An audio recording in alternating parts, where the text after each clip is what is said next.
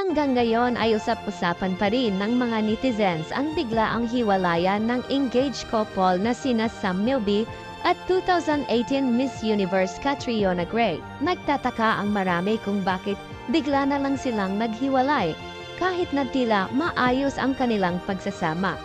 Ngunit mas nakakagulat ang mga revelasyon ni Ogie Diaz na ipinarating sa kanya ng kanyang pinagkakatiwalaang source.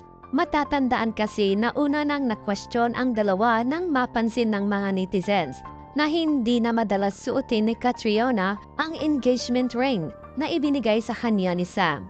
Ayon sa source ni Ogie, ilang buwan na rin pala ang nakalipas mula noong huling magkasama ang dalawa. Kahit na makikitang magkasama pa rin sila sa mga event, hindi raw nahalata ang tunay na kalagayan nila. Sa isang Instagram post pa man ni Kat, makikitang kasama pa rin si Sam.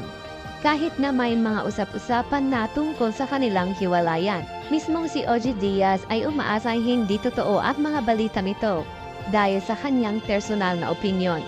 Bagay na bagay sila bilang magkasintahan. Sa tanong kung ano nga ba ang dahilan, ayon sa source, napagtanto ni Sam na hindi pa siya handang magpakasal kay Kat. Kaya't mas pinili niyang tapusin ang kanilang relasyon upang hindi ito paasahin. Pero alam ni Kat na sobra siyang minahal ni Sam. Dahil sa pag-amin ng aktor sa hiwalayan, nabuksan ang usapan tungkol sa kanyang kasarian.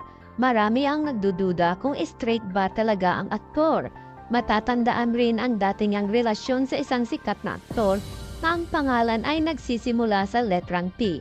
Ngunit wala pang opisyal na pahayag kung sila nga ba talaga. Sa mayon patuloy pa rin ang haka-haka at pagtatanong ng mga tao kung bakit hindi pa handa si Sam na pakasalan si Kat. Gayong nasa edad na naman ang mga ito.